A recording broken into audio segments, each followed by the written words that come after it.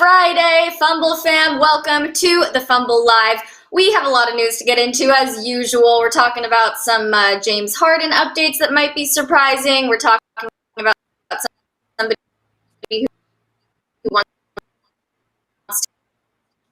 to... I'm frozen on my computer. I don't know if I'm frozen for everybody else. Am I tripping already? I mean, it's kind of like a remix version. Right? Devin. All right. Well, you guys, subscribe, tap the bell, hit the thumbs up, leave a comment below, share it with your friends. Weird fact, the more viewers that we have, the smoother the production is. Like, we have less glitches when there's more people watching. So it's a good reason to... Okay, so tell a friend, guys, that we need you. Tell a friend to log in. Anyway, you guys, I'm Devin Howard. You can find me on Insta as Howard. Chris. Oh boy. Okay, it's your boy Chris. You can find me everywhere at CK2K. You cut out from me, so I didn't know where you were. It's Devin Howard. You can find me at Howard, and that's all it says. Right. Yes, I didn't know. Oh God. Perfect. That was a warranted surprise, Chris. That surprise face, we were there with you. Like, whoop, what? All right, you guys. I'm Jackie Ray. You can follow me everywhere at JRay the Fanatic. Hey, what's up? I'm Britt Johnson. You guys can follow me on all social media at I am Britt Johnson. Happy Friday, everybody. What's up? Yes, Friday. It's Glitch Friday. Friday. I can see how glitchy I am. Like, I can... Sometimes we can't tell if the person is glitching. Am I really glitching right now? You should do us like Chris and I did you that one time and just be like, I don't... Stop. Yeah. You know why this is happening, Devin? Because you originally had an assignment that you were supposed to do on Friday and you didn't do it. So the internet is coming for you, which I want to point out, Devin, we extended this till Monday, right? On Monday, because you did not do it today, I'm giving you a quiz. So make sure everybody tunes in right at 11 a.m. on Monday because I will be giving Devin a quiz about the movie Friday because that is her homework assignment for the weekend. I'm giving her a quiz. Let's see if she passes on Monday. Make sure you guys tune in because I'm coming. Yep. We're just going to drop random lines from the movie. And if you don't be like, Friday, you need to just shout out Friday every time we say something. Yeah. And if you fail, so we're just going to have a whole moment. You're going to have to pull up like a piece of paper that says, that was from Friday, the whole show. Yep. So not only am I giving you the quiz at the beginning, the whole show, let's say lines from Friday and see if she knows. I'm just going to talk like John Williams for the entire show. Okay, then I'm supposed to know all of these quotes and all of these things after watching it one time? Yes. It's not our fault that you're late to this game. You better crash course it and watch it tonight, tomorrow, and Sunday. You better get it together. You know when you fall asleep to stuff and it kind of just starts coming in your brain. That's one of them. Yeah, for sure. Yes. Have it on repeat while you're sleeping. You guys, I'm a teacher's pet. I'm determined to score an A on this quiz. So I didn't get none of that. What'd you say? Let's jump into the news, you guys, because we have a lot of issues here. Oh, God. Okay. James Harden. Okay. He finally arrived to the bubble, ready to practice. I'm trying to go. We're like, we got that line. We got the James Harden line. I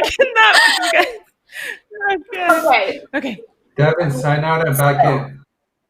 Okay. Oh, Leo has spoken. That was Leo. Leo has spoken. That's not us, guys. That's not the wizard. That was Leo. Okay, so happy Friday, guys. What's up, y'all? It's Friday. What's the chat? It is Friday. You ain't got shit to do. But watch we got a job. Devin, where's the No, we're talking to them. Oh, yeah. Talking to the chat. Oh, no. We're talking to the chat. Like, we working right now. So JS wife just asked, so Britt, when are we getting married? So I got a proposal already on this Good Friday. But yeah, that's an aggressive one though. That's aggressive though. You don't have. You need a picture first. All right, we need to see what you look like. No, that's just literally be out here looking like Ezel. That's another Friday. Okay,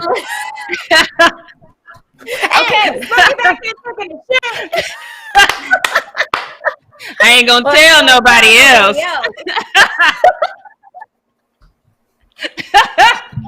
Okay, me and Britt are on one. You need to take control of this, Devin. Okay, I was so frozen, or she just is she smiling at us, or is she? Okay, okay. You guys, I'm here. I'm alive. All right. Okay, good. You guys Happy Friday, ladies and gentlemen. Okay, I'm gonna just go into it. I'm going into no news. Jump in. On the set, quiet on the set. James Harden, he finally arrived to the bubble. He was ready to practice with his teammates, and the Rockets celebrated his arrival by sharing this photo of him with a face covering. Great job. He's wearing a mask, but people noticed something Oh no. I cannot. Of blue, so people mind on Twitter. Oh God, I'm sorry. And they were writing things like James Harden surprising when you consider his game. There was another tweet that said James Harden loves cops more than the NBA Finals. Another person wrote, James Harden being a cop lover makes so much sense when you consider how much he relies on refs. And then another that says, James Harden will wear back the blue on his jersey in his name, league sources tell me. So this to me is truly WTF. Obviously, these tweets are like making fun of it. They're making a joke about it, but no one. So some people are sitting online that doesn't have internet, so he doesn't know Thin Blue Line or its meaning. But even if he didn't, wouldn't one of his teammates or his PR team explain it to him? Others think that he maybe truly is supporting Blue Lives Matter, so it's all very confusing. Jackie, I want to ask, how outrageous is it to believe James is on the Blue Lives Matter side of things? I am not here for the James Harden slander. I don't believe it at all. He donated like $240,000 to rebuild Houston basketball courts after Hurricane Harvey, I think it was. And then it was like in April, he went and he paid for groceries for like something like 600 families for 8 weeks. I am not here for the James Harden slander. I mean, when it's warranted, when we're talking about him traveling and stuff like that, yeah, we can do that. But I don't think he knew. I don't think he knew at all. I could totally see it. I saw a tweet from Meek Mills that said, "Shut up." I don't think that James Harden knew that this was about Blue Lives Matter because I didn't until y'all said it. So I think it's something along that lines. I definitely don't think he knew. I think he got a long ass beard and he found a long ass face covering, and that's just that. I'm not here for the James Harden slander. Not today. After the playing starts, we can slander his game, but not this. Yeah, we can talk about that, but not this. Okay. Well then, Chris, I want to ask you, if he truly was unaware of the meaning behind the mask, wouldn't you think that his teammates or his entourage would tell him and then he'd be inclined to not use it? That's what I was thinking, because I was exactly with Jackie, because I know even late in the game, I barely found out what that even was. Like, I was living in a white neighborhood and I was seeing them all blazing. My dumb self didn't even know what that meant, but realizing later, oh, okay. So I believe he genuinely didn't know what it was. But I was going to say exactly what you just asked. I still feel like somebody on his team, somebody could have said something, especially Mr. Loud, want to speak a lot, post-up correspondent Austin Rivers. I feel like he would have been somebody who would have had no problem saying something to James Harden, like, yo, man, you know what that is, that's symbolizing, right? So I was a little, confused about that. But on the same breath, with everything that he's been getting, I genuinely believe that he really had no idea what he had on his face, which I'm not saying is, forgive him. You can forgive him, but at the same time, I still feel like it's, somebody could have said something. It's just like I've been saying this entire week with the snitch calling, like somebody got to say something. Yeah. Well, you guys might be onto something, because it turns out James really didn't know what it meant. He actually spoke to reporters just before it came out. And he said, I wasn't trying to make any political statement. I honestly wore it because it covered my whole beard. I thought it looked cool. That was it. He also explained that, like you mentioned, Jackie, masks are problematic because of his beard. Personally, I don't see anything that about that mask, because I've seen a bunch of people wearing those kind of longer masks. So it doesn't seem like his only option would have been a Blue Lives Matter mask. But Britt, I want to go to you. Do you feel like it's believable? Can we just admit that it looks cool? Wait 1 second. Aside from what it stands for, like if you really didn't know what it meant and you just was walking by and you saw it, wouldn't you be like, "Oh, that looks kind of cool"? Ooh, no, to be honest, you know what it meant. Yeah, that's what I'm saying. If you didn't know what it meant, I thought it was something for us. That was when I saw, because I thought it was predominantly black. Cool. So I thought it was. But then when I found out, that blue stripe part. Oh, okay. Because like I said, I learned about it late in the game, so I didn't understand. I just thought it was a different design on the flag, and I thought it was something for us. So I was like, oh, okay. So yeah, initially looking at it, it looks like it's something like pretty cool. But now knowing what it is, I don't look at it the same way. Exactly. Yeah. Yeah. So is it believable to think that James Harden did what the mask really represented? Are you talking to me? Who? Wait, what? Yes, I said Britt. Oh, sorry. We cut out. So. What was your question? Is it believable to think that he didn't know what it meant, or do you think he's? It's believable.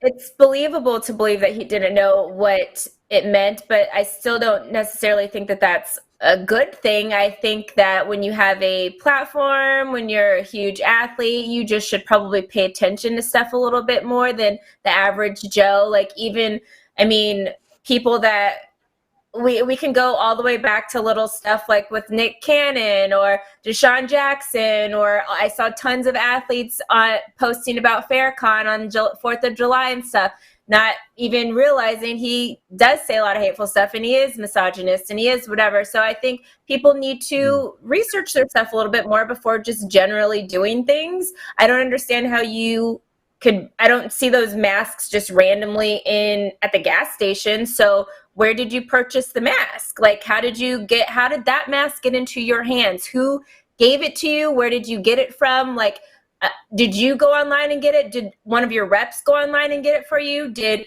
the LAPD send it to you? Like, where did you get this mask at? Like, I need you to be a little bit more responsible before you make not only just coming into, joining your team now in the bubble, but you did a whole little photo shoot with the Rockets with the mask on. So like, you're saying something there. That is a moment to where you can exercise your voice, your platform to say something. So you should know what you're saying in that moment. Don't just blindly wear something when you're doing a photo shoot with your team. Like, I just don't. So you don't get I don't believe that if he would have known what it really was, he would have done that. But I also think that he's a grown man and he should have researched that before he used that. So that's my thought on it. I mean, what about the photographer though? I can just see me taking a picture, knowing the social climate that we're in right now, and me saying, bruh, is this really what you want to do? Like, no, everybody let him do a full on GQ photo shoot and nobody said anything. Check your crew, somebody somebody gave him that mask or he bought it himself and nobody checked you on it. Well, maybe you need to look for a new crew, because if they're just backing anything that you do or just saying, oh, well, that's what he wants to do, knowing that that they know he don't really believe that at heart, that's not okay either. So between you and your homies and your team and whatever, somebody should have checked somebody, or something should have happened and it didn't happen. So, but James is ultimately responsible because it's his mask. So he can go and say whatever down the line. But I think a lot of times, I think we're all guilty of it at some point. We've all posted something with just reading a headline or whatever without actually really looking into it. And then we find out like, oh, that actually wasn't a good idea to post that, because if I would have read the whole thing, it actually really was bad, or it's from somebody that maybe I don't agree with their views. Because even there's moments with Farrakhan, even, like where I've been like, damn, he says some really good shit sometimes in little snippets. But if you look at who he is as a person, he's not a good person. So I'm going to be like, okay, I'm going to pass on posting that, because that was a good point you made, but I don't agree with you, so even in this thing, I don't think everybody hates the police and don't think all police should die or something. That's not the point. But the point is, we're in this climate right now. This is not a good thing to post. Blah blah blah. I get this thin blue line started way back before all of this kind of stuff even happened, and that was their things. But now it has a different meaning to it now. So research your stuff, everybody, all y'all. Good advice. The headline readers. Title reader. Right. Okay, Chris, so just for my final question before we move into the next story, Yes. You are a bearded guy. Does this make sense to you? Yes, I'm ready to give a physical. I'm ready to give a physical. Look, this is why I understand James Harden. It's okay. Look at this crap. Look at this. Look at this. Look at this. Look at this. Look at this. Look how stupid this looks. It covers the important parts. Your beard does not. Looks so. I get that. But now all the germs the can get beard down also here. fights it, so then it pushes it up or it'll bring it down. It looks stupid. So I have a whole other mask I put on because of that same reason. I mean, I know what mask I put on before though, James Harden. So I can't defend you on that part. But yeah, so. I've seen a lot of guys, especially here in LA. We've got these fashion guys that all, want to dress cool. And so they don't want to be wearing like a normal mask. So they wear the kind that wraps around their neck and then they pull it up like a ski mask. That I mean, that's like the kind that James was wearing. And I've seen those in black, olive green, gray. Yeah, they're everywhere. Yeah, I got a lot of homies that have them. So many. That's why I'm just like, where did you get this one? Who sent this to you? Who gave this to you? Don't just I wonder the same get a box thing. of stuff and just put it on. Mm-hmm. Yeah, exactly. Probably got it from that side chick that snuck into quarantine with a bunch of those masks with her. That's who it was. Side chick with a motive. Dangerous. Side chicks is no good, y'all. Let's move on, you guys. Okay, so we have to talk about the snitch hotline. This has been a hot topic throughout the week this week. We've been wondering who's been putting in most of the calls, and Ja Morant wants to clear his name. After practice, Ja said, quote, "I don't do none of that telling, so I don't know the hotline number. None of that. Guys go about certain stuff the way they want, but for me, I don't see nothing. I don't hear nothing. I'm saying nothing." So you think that Ja is sneaking around and trying to catch people breaking the rules, you're absolutely wrong.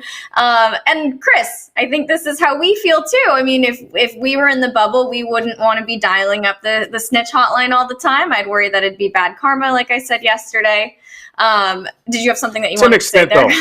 Just to an extent. No, yes, no, what you said is right. But at the same time, Ja Morant with the whole, like, I ain't see nothing. It didn't happen. I'm not doing that. Like, if I'm seeing it, I'm saying something before I'm calling the hotline is what I would do. But Ja Morant out here talking about, like, if I ain't see nothing, I don't say nothing. You know what I'm saying? So that part I don't agree with. But yes, for everything else you said, yes, I agree. Yes. Yes.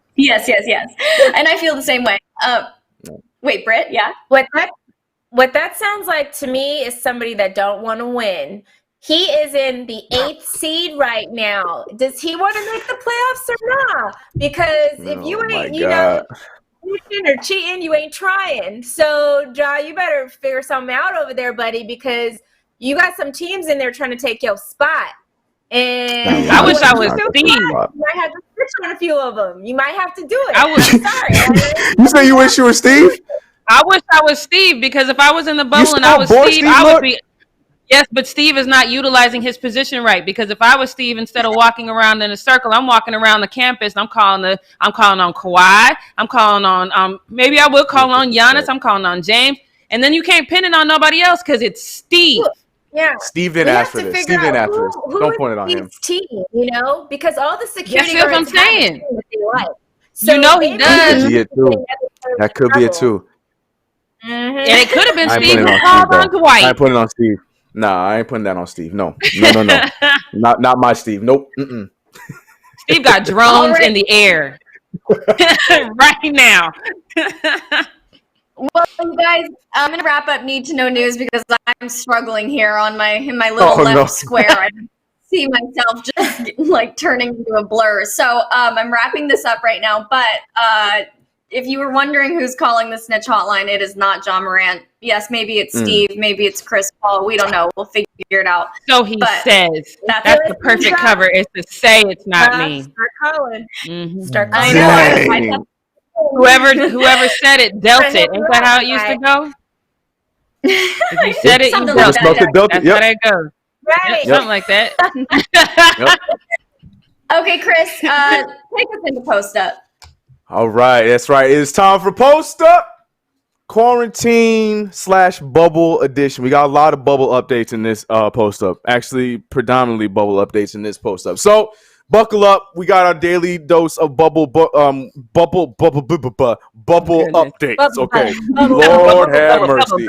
Bubble, but yeah, no, not that song, guys. But we are starting off with this Rockets news because people we talked about Jimmy Butler and how he got in trouble for making some unknown sounds upstairs. Well, it should have been pretty known that it's a hotel full of basketball players, but they were unknown sounds at the time, and it turned out it was just Jimmy Butler again working, dribbling, and got in trouble for that. So now the whole Houston Rockets team has their whole workout area in a hotel room, and when you see this video.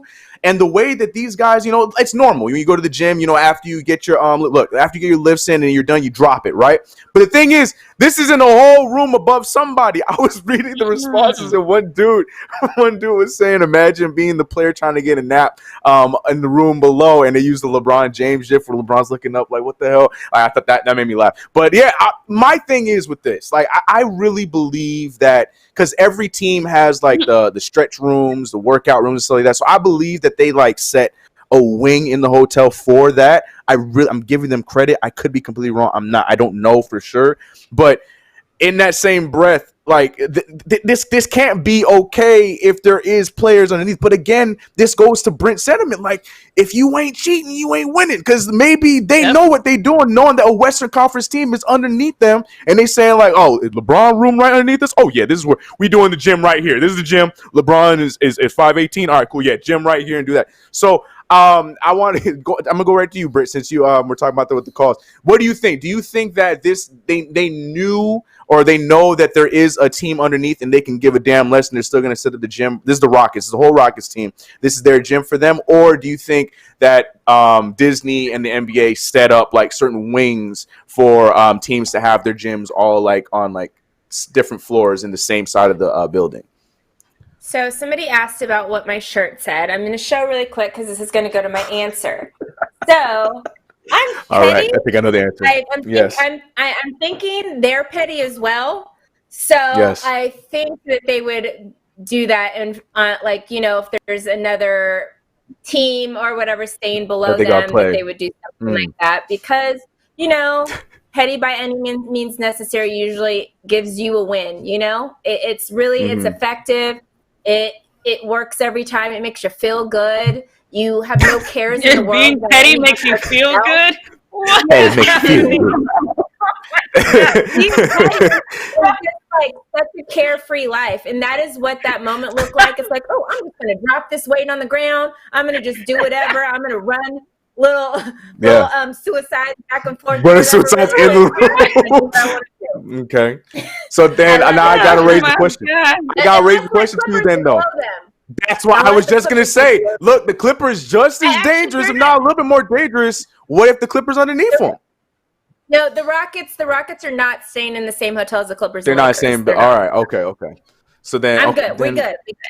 All right, so I guess we are. All right, okay, so Team Petty over here in these streets, I'm for it. I mean, they're either going to get a complaint or they're not going to complain. They put in the video out there. They know what they're doing, so whatever it is, I want to get to the bottom of it. I wonder which side it is. I really believe that they got that whole setup where, underneath them is another gym or another workout area for another team and blah, so on and so forth. But I'm for the petty in this scenario. I have no problem with it. But moving on to somebody else who was being a little petty, Jordan Clarkson, who he got some shine over here on the post-up, but he is answering the call to JJ Redick and Meyers Leonard, who were out here challenging folks in the bubble to see who can shotgun a beer faster than them. And Jordan Clarkson, no one's heard Jordan Crawford forever. Jordan Clarkson is out here one-upping JJ Redick and Meyers Leonard by saying that they were out there shotgunning baby beers. So he stepped it up and got one size up, and his speed was pretty solid. But I want you guys to watch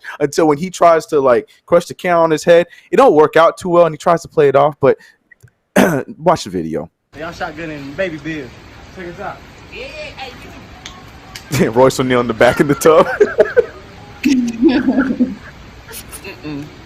Watch the crush. Oh, didn't work. Oh God. Luckily, it lagged for him. That lag helped him out, but it did not work. Roy's still going. It's not for you, Royce. I get it. It's okay, but you played along. I just want this man is in the little tub. I think that's so funny.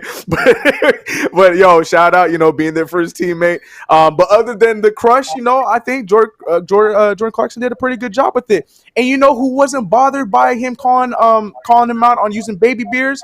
Meyers, Leonard himself. He called out Jordan Clarkson and said, all right, meet me over by the wherever they met at, and we're going to do this like men, 1v1. And they did. And Meyers Leonard, well, he still had no problems shotgunning his beer. Here's this next video. One. Oh, he got a good start. Oh, and still finished first. There's so many levels to this. Hyped up. Empty two. Can't nobody hang with me. Oh dang. Yo, Meyers hyped up, yo. But there's so many things to unpack with that. Great. Jordan Clarkson had a head start. Like he had the opening game on point, and he started before him. They used the bigger beer, everything in Jordan Clarkson's favor, and Meyers Leonard still whooped him. And then on top of that, he deserved to talk all the talk he wanted. I loved it. This whole thing was great. But yeah, I don't know, man. After I saw that first video, I was like, no one should even try to challenge him. What's up? Jordan just was out immediately. He was like, okay, bye. Like, he didn't even want Yeah, to yeah. hear any of the clap But here's back. my thing.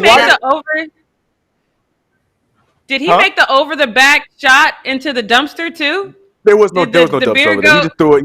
He was just hype. He used to be hype. There was nothing over there. He just threw it. He's over there littering. Clean it up later. Littering. Yeah, exactly. Yeah, he just out there getting more for Steve. He ain't doing nothing. But Steve don't do that. That's the thing not too. Steve Jobs. You're right. You're sorry. Well, who knows? With the way Steve walked in circles, and now that there's videos of him out there, who knows if he got demoted?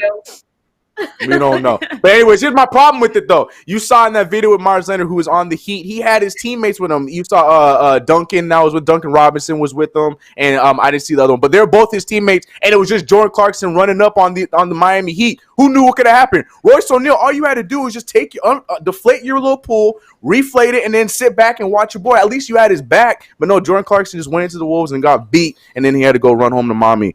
So I don't know. But anyways, Meyers Leonard out here taking that thing like a champion. I wouldn't have challenged him after seeing that first one, and that he still got the better of him. Moving on to somebody else that we like to talk about, and he's giving us a proper bubble update. Now, I told you guys at the beginning of the week. Now, we talked about this kid's TikTok channel, and Devin was liking the TikTok channel. A lot of us were liking. We're talking about Matisse Thybulle. Now, I told you guys at the beginning of the week he just started a YouTube channel, and his first video was pretty. He talked about he was going to be documenting his time in the bubble, and I was telling y'all, watch the channel. It's actually really entertaining. He's a good vlogger, and then since then to now, he's been getting shouted out by other YouTubers that have millions of subscribers. He's been on LA Times. All people were talking about Matisse Thybulle's little vlog, and it's pretty much just him documenting what's going on in the bubble, and it's actually really well put together too. So that being said, in part of yesterday's vlog that he dropped, he pretty much gave us a very in-depth description or showed us an example of what they have to do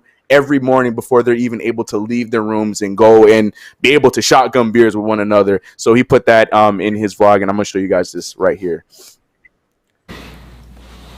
I feel like I haven't really explained this part of our daily routine, and that's we have to take our temperature. Right. This Yeah. number. I'm sorry. Yeah. You guys got that. 98. We have to take our temperature and this number and log them in our health app every morning before we can enter the main building or even go to practice. Also, this thing is like our room key. It has the information whether or not we filled out that questionnaire and put our health information down. And this is what you scan when you enter a main building or practice. Okay, yeah, that's it.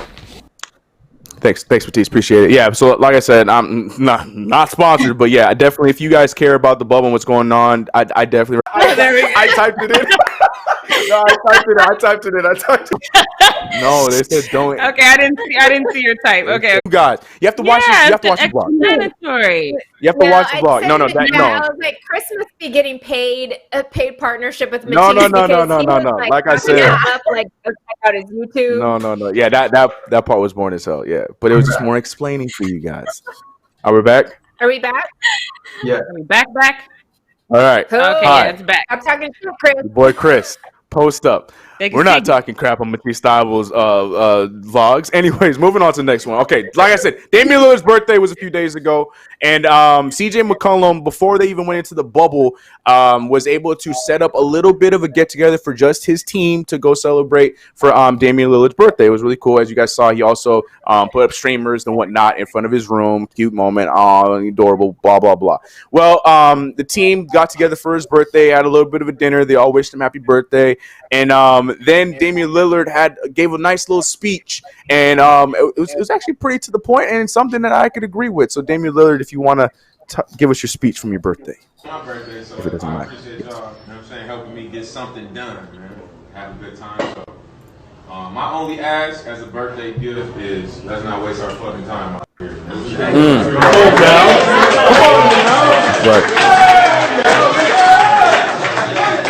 Happy birthday, boo. Yeah, and then Mello, it doesn't matter. And yeah, Mello playing Happy Birthday. Yeah, it's stupid. And it's on Wi-Fi. Happy birthday to you. My Dame looks so tiny, but he next to all the centers. He looks so short, but he ain't even that short. Anyways, but yeah, so happy birthday to Dame. For CJ to come to do that, that's a real brother right there. That's really cool because they had that whole thing set up before they even made their way over there because they knew that they would be in the bubble for his birthday. So shout out to CJ. That's dope.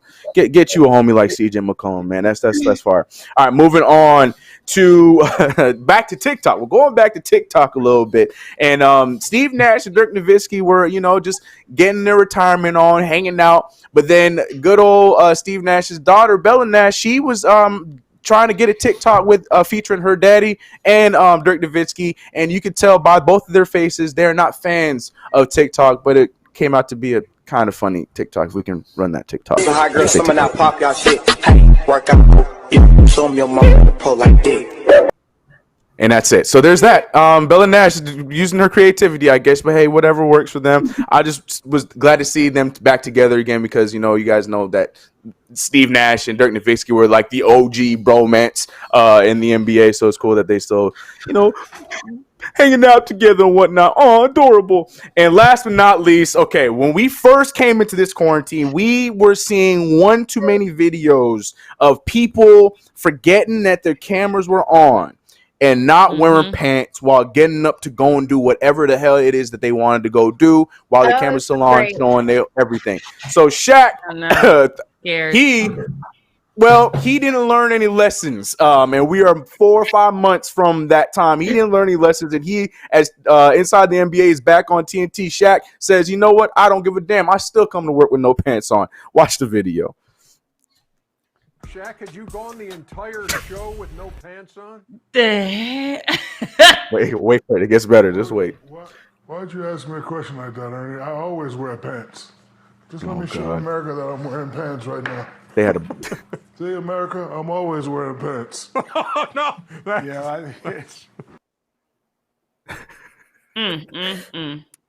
I'm just going to... Shaquille O'Neal, ladies and gentlemen, on that note, on that blurred picture, leave this right there. On this picture right here you guys looking at, that is how I'm ending Post Up this week. Happy Friday, guys. Oh, is Chris about to stand up? Nope. Right. No, Chris, man, that would have been a great bit. Nah, I got pants on. It would have been a great bit. Best way. That would have been a great bit. No. I got pants on. I'm sorry. I'm scared for Devin to sing because what if she gets stuck on the what we not like what if it's gonna get T-Pain remix. Remix. Okay.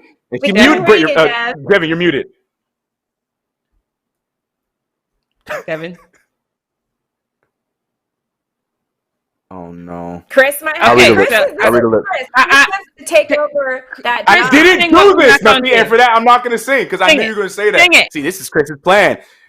Ladies and gentlemen, Chris, you gotta do it. Devin, are you good? All right, look. All right. This This is, ladies and gentlemen, what we not gonna do. That's my Devin impression. Yes, the R&B Motown remix. I loved it. Okay. Ooh, this has been a rough day. But listen, you guys, I know I have been super skeptical about this whole movement that we're on right now. And I haven't been the one that's really believed that the hearts and minds of people have changed. So what we're not going to do is pretend that I'm wrong about this, because I'm not. So I want you to take a look at this clip from Senator Kelly Loeffler and co-owner of the WNBA team, the Atlanta Hawks. Just take a listen to what she has to say. The WNBA has embraced the Black Lives Matter political organization. This is a very divisive organization based on Marxist principles. This week, they threatened to burn the system down, literally and figuratively, if they don't get what they want. I mean, this is an organization that, seeks to destroy American principles. And I had to draw the line.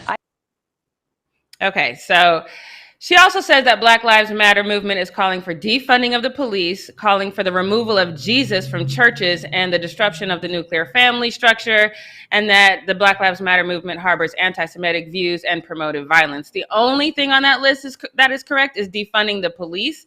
The WNBA has called for her removal, which she says is more evidence of how divisive the Black Lives Matter movement is. She says she wants to keep politics out of sports. So why is she co-owner of anything as a politician? I'm a little confused by that one. But here's the best part. She was appointed to her Senate seat. Now she's running for it. She has to win again. So all these people that are out here talking about, Black Lives Matter. Yeah, can't believe them, because we just saw that FedEx is the main reason why Washington has decided to change their name. They donated to her campaign. Target donated to her campaign. AT&T and Google, all of which have put out statements that Black Lives Matter. So this is what I'm trying to tell you guys. This Black Lives Matter and these statements that we're seeing, especially from these big companies, it has nothing to do with social change. It is about business, because Black people, we hold a $1 trillion spending power, and they just want to make sure that they get their piece of the pie on that. This is not believable at all. Loeffler says saying that what she believes is proof again that she's being attacked, and that the movement is first of all, it's not a political movement. It's a social justice movement, which is different. But I'm going to be honest for a minute. Even as much as I can't stand this woman, I can't stand the principles that she stands on, I kind of like that she's out saying this, because I feel like we are in a time now where people are putting on the face of, yes, I want social change, but they're not serious about it. So we actually need people like her to be out and upfront about what they're doing, so people can donate to her, so then we can see people for who and organizations for who they really are. So we really owe her a thank you for being who she is, because otherwise we would still think that, some things have changed, and they just have not. So Britt, my question is for you. I know you've been a lot more optimistic about, things and people changing than I have. Clearly, the campaign with Kelly Loeffler has proven that we are dealing with the same mindsets we always have. So my question for you is, does it matter? Even if people are keeping the same mindset, if we still are able to move the social needle just a little bit, even while people still maintain their true feelings, does it matter if their hearts and minds aren't changed? I mean, I wouldn't say it doesn't matter. I would say I don't care as much, because I just want those moments to happen, and I want them to feel uncomfortable. I want them to continue to get called out for stuff.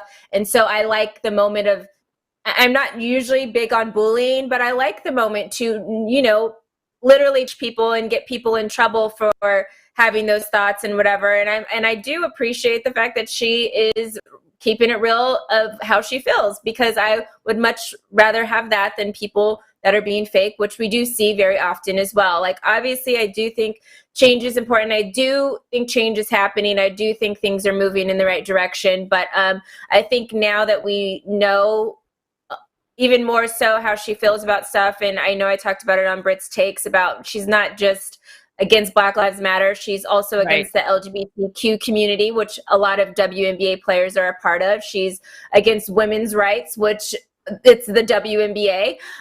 So I think there's a lot of, at this point, it's, hello, WNBA, when are we going to let go of this woman as an owner?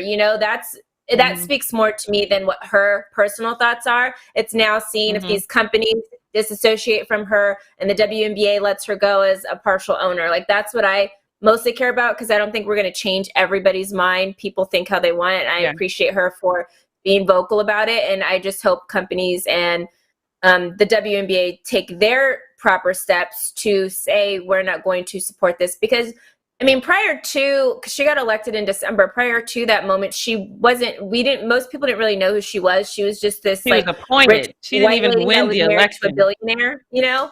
So she was appointed. We didn't know a lot about who she was. Right.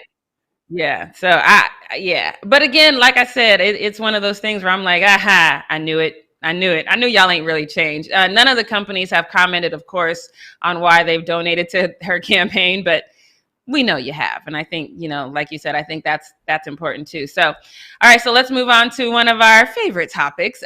So Washington still doesn't have a new name for their franchise because, they're suffering from trademark issues, but I think I can help with that. I'm going to put my bid in for the Washington Ridiculous.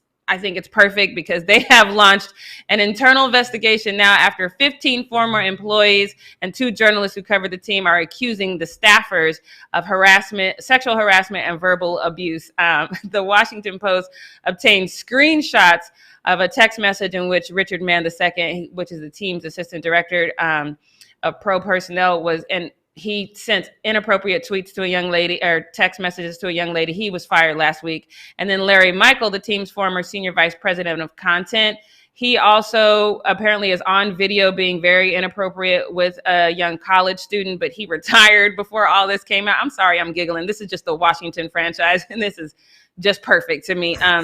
Dan Snyder was not named in any of these allegations, but I think give it time. He has launched an internal investigation, which again makes me giggle because I feel like that's when police investigate their own. Like, I don't know what you expect to find, but he has launched an internal investigation. He also made this statement yesterday saying that the behavior described in yesterday's Washington Post article has no place in our franchise society. This story has strengthened my commitment to setting a new culture and standard for our team, a process that began with the hiring of Coach Rivera earlier this year, which I feel so bad for Coach because he got to be like, hold up. I didn't even want to talk about the politics of this. I came out and said that when I was playing, we didn't talk about stuff like this, and I didn't want to.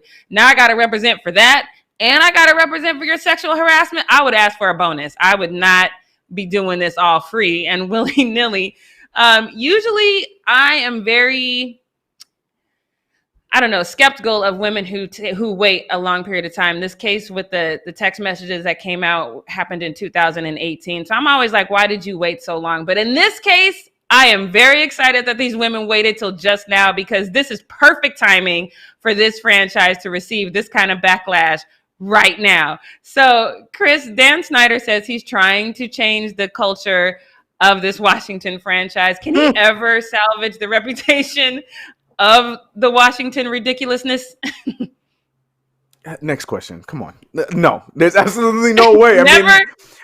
Absolutely never. I mean, he just got forced into changing his name after changing the name of the team, after everything that's been going on, after all the quotes and all the times he said, I'm not doing it. And now this comes out. Yeah, you giggling is warranted because, like you said, this is just very that organization. So no, the dude got to go. Like, it's just, it's bad. It's always going to be bad. What if he sells the team? Could their reputation change then?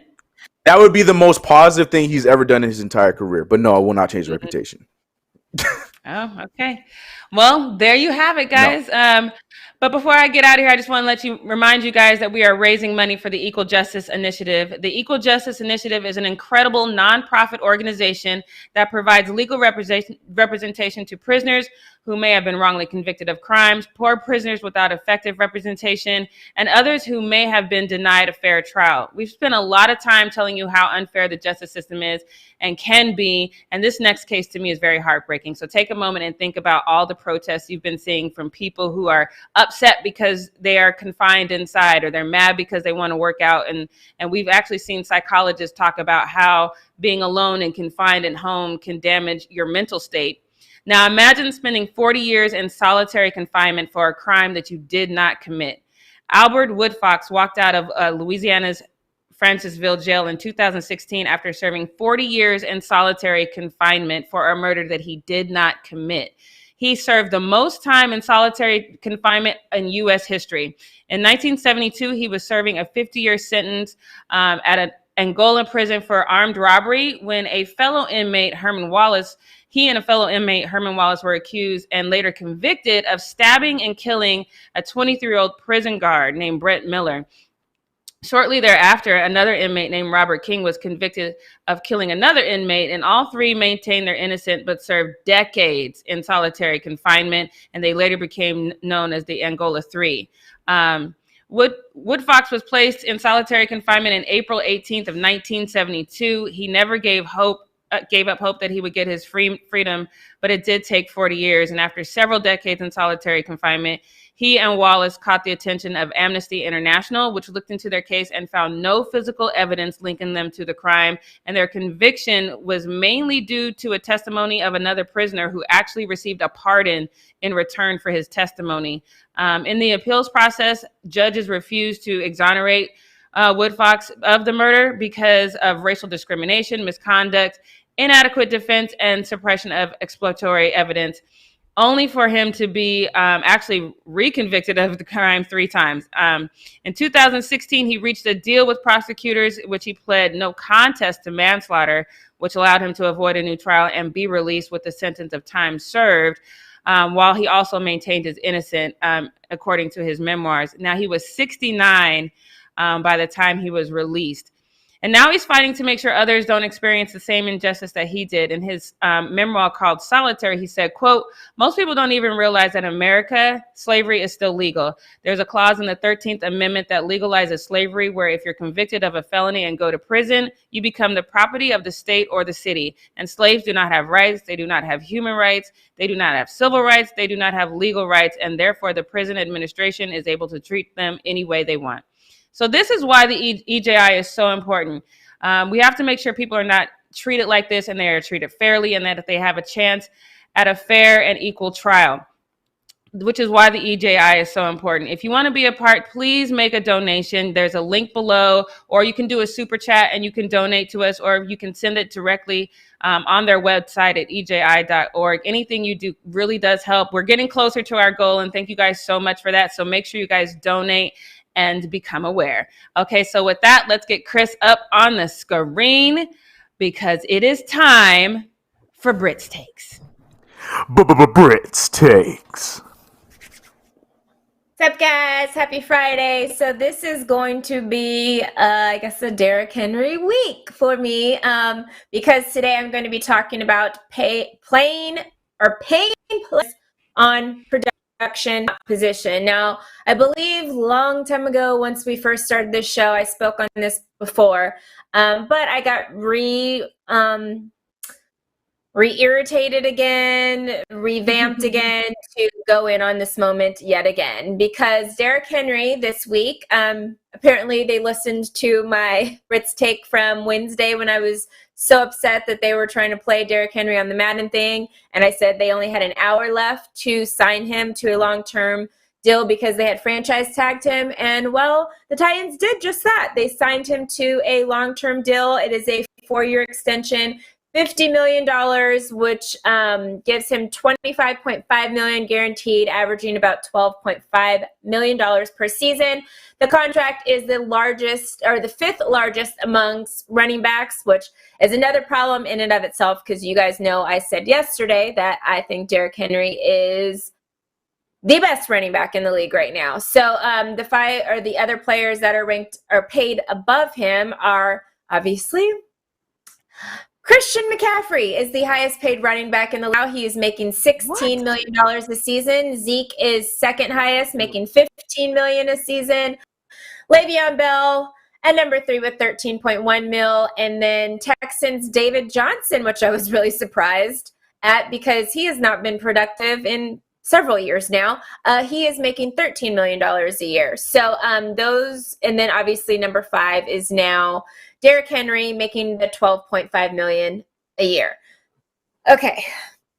I told you guys, again, I thought he was the number 1 running back because of the fact that he literally carried that Titans team on his back last season all the way to an AFC championship game where they went on to lose to the Kansas City Chiefs, who then went on to win the Super Bowl. So I talk about Henry leading the league and rushing. I think it's very important running backs are paid their money, because I know a lot of people try to say the fact that running backs don't have very long careers. That's why they're not paid very well, but they can be very productive, as we see with Derrick Henry literally taking his team to an AFC championship game this past season, that you should pay them when they're productive, which is early on in their career. So I do believe that one big chunk of change that they get should be a good amount of money, because that is probably going to be the only one they're going to get. They usually play 4 to 5 years on their rookie contracts. Derrick Henry's, which is about to end, this is why he's getting his 4-year extension. This is could actually very well be the only and final contract he gets, because once this contract is up, he's going to be roughly 30 years old. So once this contract is over, a running back at 30 isn't very productive after that. They might have one more season in them. They might get a 1-year deal for like $1 or $2 million, but this is his big contract. This is where he's making his NFL money, and it's at $50 million. I say that to say his quarterback, which I talked about already, but people apparently don't get it, Tannehill, who had a little over 2,700 yards in this past season passing. 2,700. You know, everybody talks about great quarterbacks or pretty good quarterbacks, usually around 4,500 to 5,000 yards. He had 27,000 yards. The year before, he actually didn't even throw for 2,000 yards at all.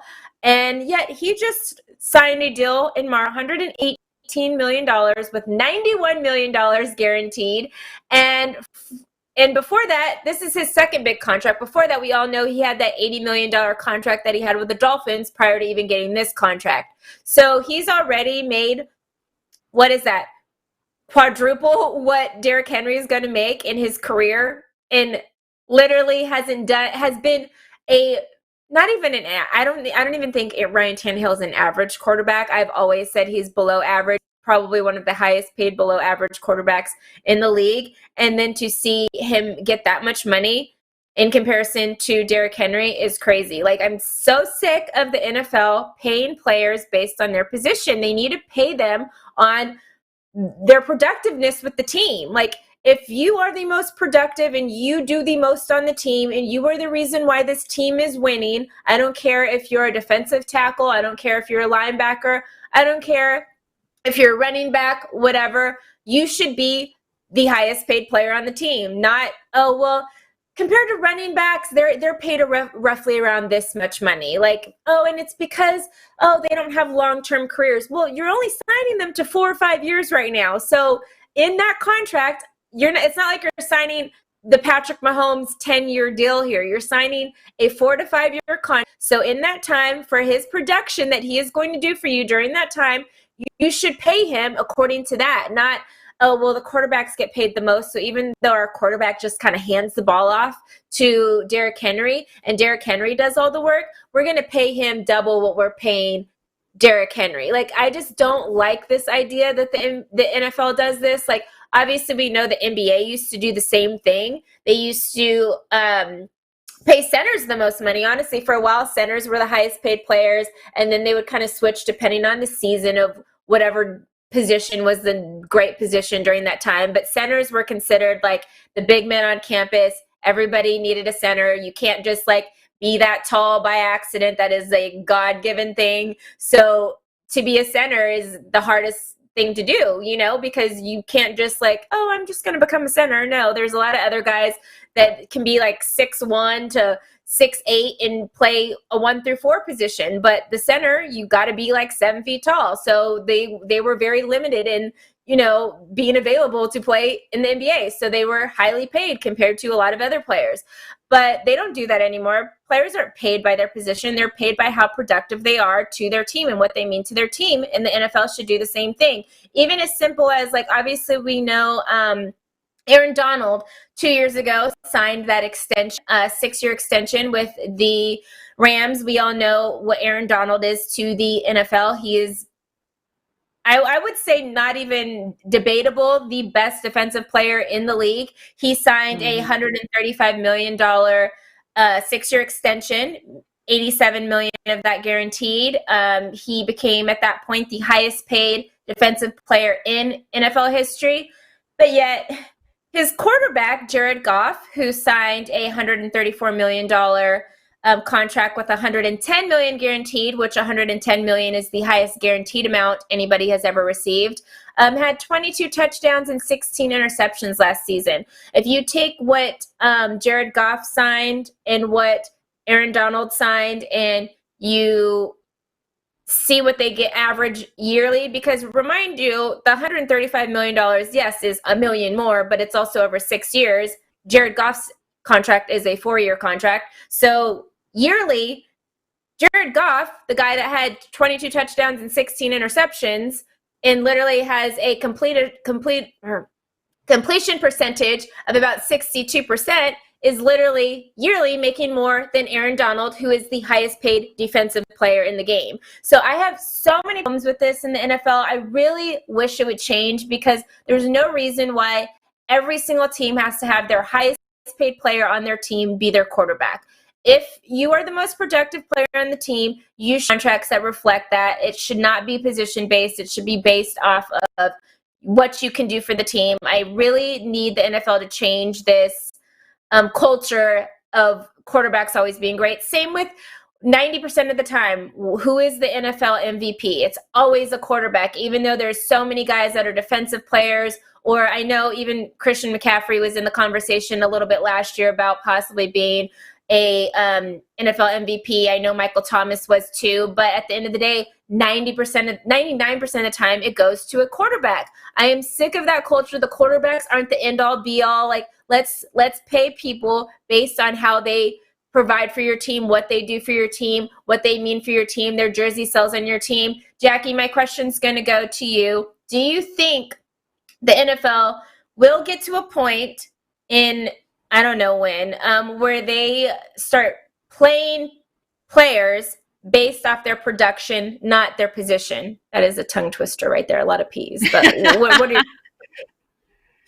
No, I don't. I don't think that the system is going to change in the NFL for a very long time. I think we kind of have an understanding of what the NFL is. And you said a comment the other day that I thought was great. The NFL is all about the shield.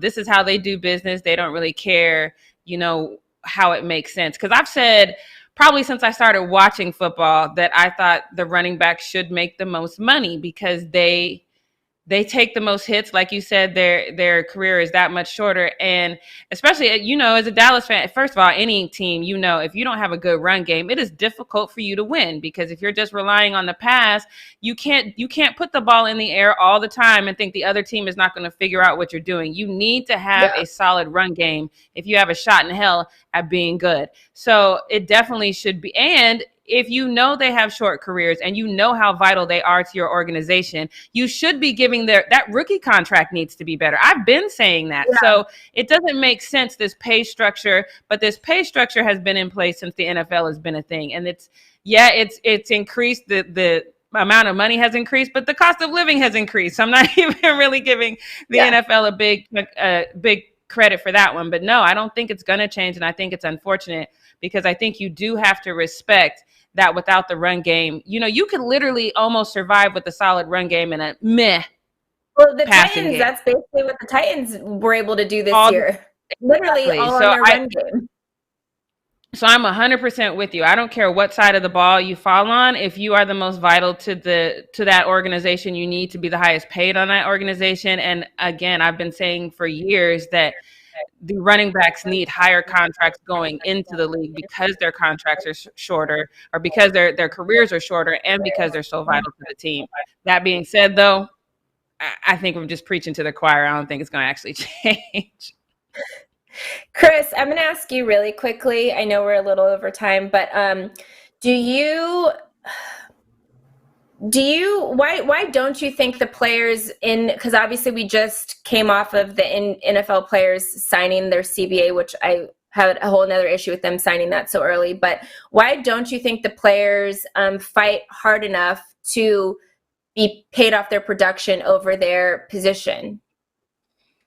I think the same reason why they haven't been fighting hard enough for almost any other problem that they've been having in the NFL. I just think that it's just one of those things that no one else is saying anything. So why should I be the first one to say something? I think that's the wrong attitude. And I think we've been saying that on the show for everything that, these players have been believing in, but they don't say anything about it because they don't want to be the first one to say something about it. But then, like we say all the time, like they have the power, they have the strength to do that, especially if they all do it together. I think that's definitely something that could make a difference. But I really just believe that they just don't want to be the first to say this because then who knows if they'll be in their mind, they'll get blackballed because they said this. And now other owners and other GMs aren't going to want to sign them because they're being a loudmouth. Look what happened to Le'Veon Bell. Look how he was treated because he spoke up and he deserved his money. Look how people are talking about Dak right now, saying Dak is stupid for this, Dak is stupid for that. Like it all comes down to, the players are probably just concerned about how they're going to be looked at if they do speak their mind on believing how much they should be paid and how they should be looked at. So unfortunately, I do agree with Jackie. I think that I don't know if it will be changed, and I don't even think that's a league thing. That's more of the GMs. A GM has to be the first one to pay that player on their production. Like you said with Aaron Donald, like I thought that was it. I was like, oh, all right, so this is going to be the start of something new because that was before Goff got paid. Yeah. So I was thinking, okay, all right. Goff is making more. Right, which is crazy. But, way overpaid. But it was still a step. So I was just like, all right, cool. So now we're paying these guys how much they should be getting paid. Probably should still got paid more, but it was a step. But then to extend Goff for how much you got paid. So I don't know. I really believe that the players just don't want to be the ones to say it because they're afraid that, it could hurt themselves in the long run, which is stupid. As a whole in the football community, obviously I know where I stand, and I don't necessarily believe the football or the quarterback's the most important or can be the most productive person on the team. Where do you stand on that? Do you agree that it shouldn't always just be a quarterback-driven team? No, 100%. We're talking about the best example right now. Like, we're talking about that right now. This is the best example of that a team that was predominantly led by Derrick Henry and their air game. Sure, Tannehill was able to do stuff, but anybody's stats are going to look good if you complete 5 of 6 throws. You know what I'm saying? Like, that doesn't mean anything because, you're not throwing much because Derrick Henry's one of the best. So, no, I 100% believe that, it's not all about the air game. I mean, even with a guy like Drew Brees with my Saints, like, we've had years where because we had 3 dominant running backs on our team, they did a majority of the work, but because Drew Brees, on occasion, Drew Brees is going to have his big games because that's just who Drew Brees is. But there were games where Drew Brees didn't even have to be Drew Brees, and we were able to win games because, everybody plays their role and everybody plays a person. No, I do not believe that you need to have that, franchise quarterback to have a good team in the league. We've seen that in so many occasions, and we're talking about the best case right now with the Titans. And to that point, I mean, he had 2,700 yards and whatever in comparison to Dak Prescott, who almost had 5,000 yards, and we still had one of the best running backs. Our running back was like third in the league in rushing. So, to compare those, like, you really good rushing game, and that doesn't take away from the quarterback being able to throw a football. And then look at Rex Grossman's Bears. That's another, yes, 100%. That team's Super Bowl, so. It's crazy. I would hope that it would change, but obviously we know now it's not going to for at least 10 years because the CBA is now officially a done deal. But Devin, are you with us? No, you're not. Jackie, why don't you close us out? All right, guys. Well, thanks for hanging in there with us while we were struggling. This was definitely a struggle, gang, so we appreciate you. Don't forget to wash your hands, subscribe, donate to EJI. Wash your hands, wear a mask, make sure it's socially appropriate. Thank you, guys, and we will see you on Monday. See you on the Weekend Zone on Saturday. Be safe. We love y'all. We'll see you on Monday. Peace. Y'all do the robot for Devin on the way out. Do the robot for Devin. Yeah, look at there go. Oh, yes. There it is.